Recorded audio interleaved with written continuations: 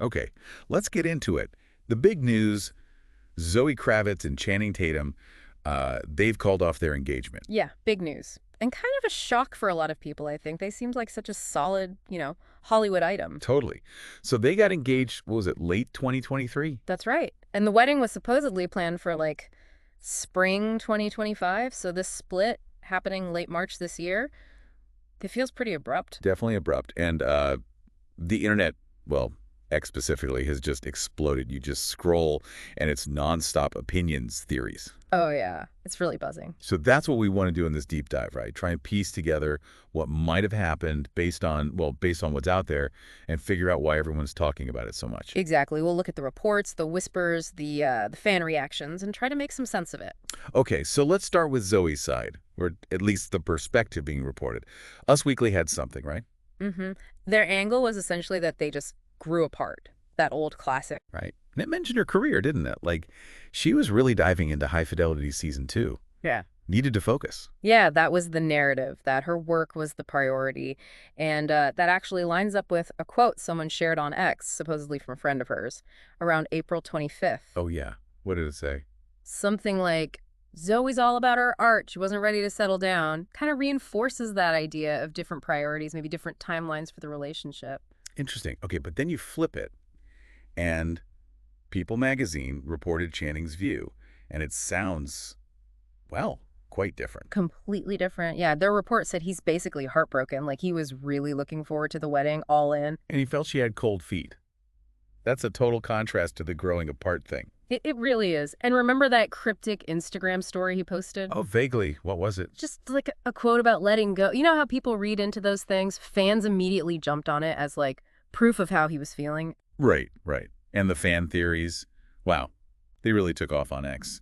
You saw a lot saying Zoe dodged the bullet. Yeah, that narrative popped up quickly. Or that Channing is too Hollywood for her. Why do you think that particular angle gets so much traction, the too Hollywood thing? Well, I think it plays into existing images, right? Zoe's got this cool artistic vibe, and maybe people see Channing as more mainstream Hollywood. It also taps into this kind of desire to see artists stay independent, maybe? Yeah. Especially women. I see.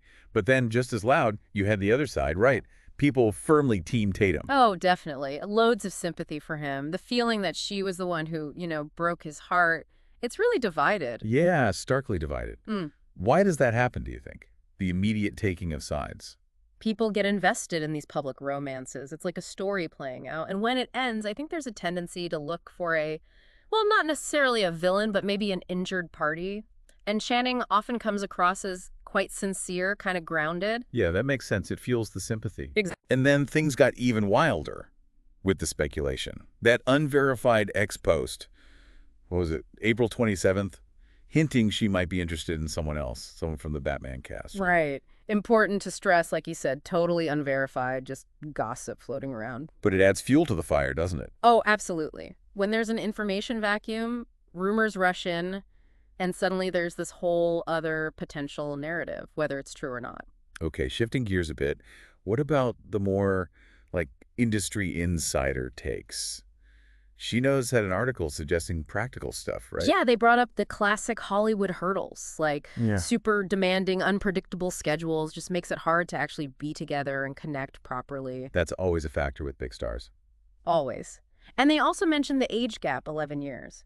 Is that significant, do you think, in these situations? It can be, can it? I mean, 11 years isn't massive, but it can sometimes mean you're just in different places in life, different priorities, maybe different expectations about settling down versus career focus, that sort of thing. Yeah, potentially tying back into that initial grew apart idea, but maybe with more specific reasons. And the way the public reacted online, it just perfectly mirrored all these conflicting ideas. You had those Team Zoe posts, like that one, she's too cool for Channing, let her fly, celebrating her independence.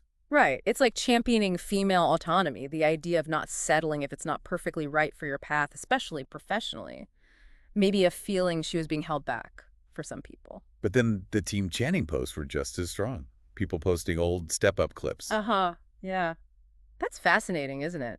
Using his past roles, that romantic lead image, to kind of bolster the sympathy for him now, tapping into that established persona. Definitely. And oh my God, the TikToks. The memes were instant. Of course, nothing escapes the meme treatment. In that one tweet, remember, someone saying they were devastated because they thought Zoe and Channing were endgame.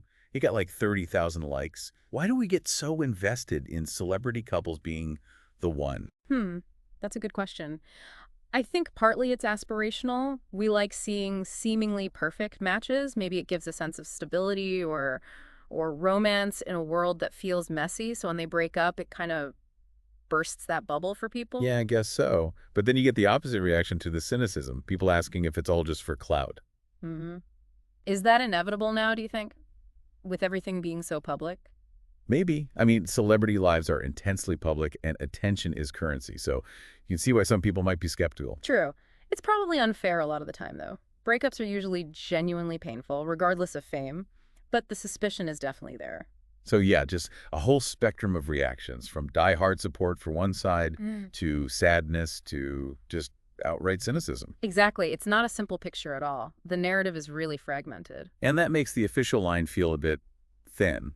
Like Us Weekly mentioned it was an amicable split. Right. The standard PR line often keep it calm, minimize drama. But does that really square with the heartbroken reports and the intense fan division?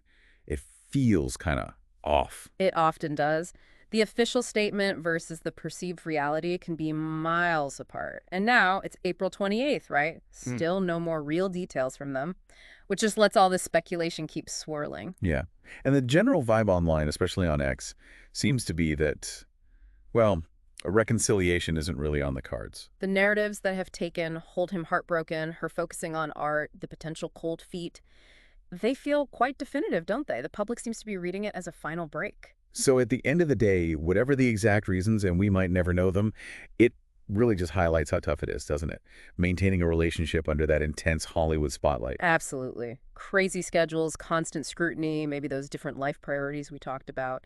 It puts immense pressure on things, even for a couple that seemed really strong. It really does.